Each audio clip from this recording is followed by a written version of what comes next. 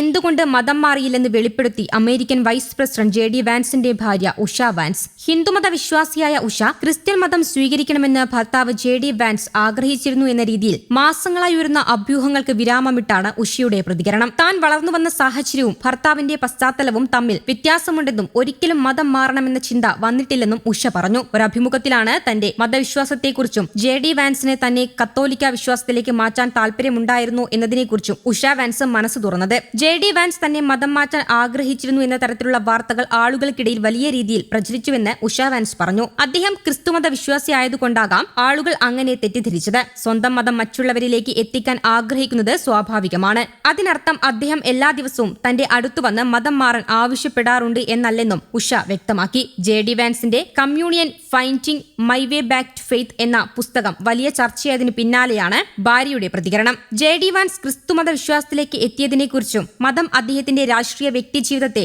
എങ്ങനെ സ്വാധീനിച്ചു എന്നതിനെക്കുറിച്ചും ഈ പുസ്തകത്തിൽ വിശദീകരിക്കുന്നുണ്ട്. താൻ വളർന്നു വന്ന സാഹചര്യവും ഭർത്താവിന്റെ പശ്ചാത്തലവും തമ്മിലുള്ള വ്യത്യാസമാണ് ഇരുവരുടെയും ആത്മീയ ചിന്തകളിലെ വ്യത്യാസത്തിന് കാരണമെന്ന് ഉഷ വാൻസ് വ്യക്തമാക്കി. ഭാര്യ ഉഷയെ ആദ്യമായി കണ്ടതും അന്ന് അവരോട് തോന്നിയ ഗാഢസ്നേഹവും US vice president JD Vance വിവരിച്ചിരുന്നു.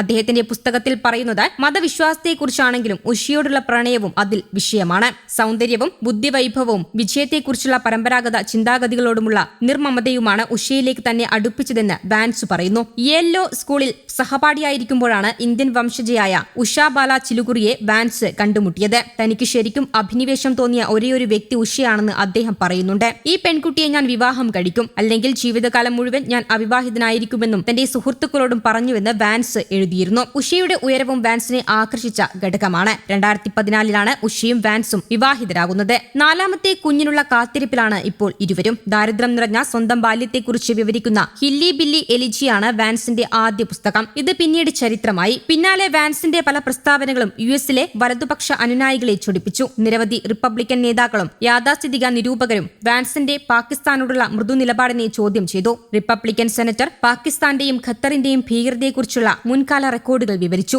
മാഗ പ്രസ്ഥാനത്തിലെ ഒരു വലിയ വിഭാഗം വിദേശ നയത്തിന്റെ ശക്തമായ പിന്തുണക്കാരായി കണക്കാക്കപ്പെടുന്നു. കൂടാതെ പാകിസ്ഥാനോടുള്ള മൃദു നിലപാട് അവർ ഇഷ്ടപ്പെടുന്നില്ല. തൽഫലമായി പാകിസ്ഥാനെക്കുറിച്ചുള്ള JD വാൻസിന്റെ അഭിപ്രായങ്ങളും ഉഷ വാൻസിന്റെ ഹിന്ദു വിശ്വാസത്തോടുള്ള തുടർന്നുള്ള പ്രതികരണവും അമേരിക്കൻ രാഷ്ട്രീയത്തിൽ ഒരു പുതിയ ചർച്ചയ്ക്ക് തുടക്കമിട്ടു. ഇത് ഭാവിയിലെ തിരഞ്ഞെടുപ്പ് ചലനാത്മകതയെ ബാധിച്ചേക്കാം. ഇന്ത്യയിലെ ആന്ധ്രാപ്രദേശിലെ വെസ്റ്റ് ഗോദാവരി, കൃഷ്ണ ജില്ലകളിൽ നിന്നുള്ള തെലുങ്കു ബ്രാഹ്മണരാണ് ഉഷയുടെ മാതാപിതാക്കൾ. എന്നാൽ കാലിഫോർണിയയിലെ സാന്റിഗോ കൌണ്ടിയിലാണ് ഉഷ വളർന്നത്. പറഞ്ഞു വരുമ്പോൾ ഉഷ ആദ്യത്തെ ഹിന്ദു അമേരിക്കൻ സെക്കൻഡ് ലേഡിയാണ്. വാൻസ് ഉഷ ദമ്പതികൾക്ക് 3 മക്കളുണ്ട്. ശാന്തമായ പെരുമാറ്റത്തിലും ഭർത്താവിൽ ചെലുത്തിയ സ്വാധീനത്തിനും ഉഷ ഏറെ ശ്രദ്ധിക്കപ്പെട്ടിട്ടുണ്ട്.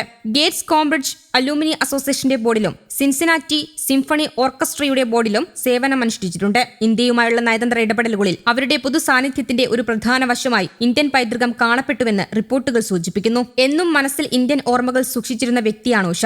സംസ്കാരങ്ങൾ ബന്ധിപ്പിക്കുന്നതിനുള്ള ഒരു മാർഗമായിട്ടാണ് ഉഷയുടെ സാന്നിധ്യം കണക്കാക്കുന്നത്. News desk Kerala Kaumudi.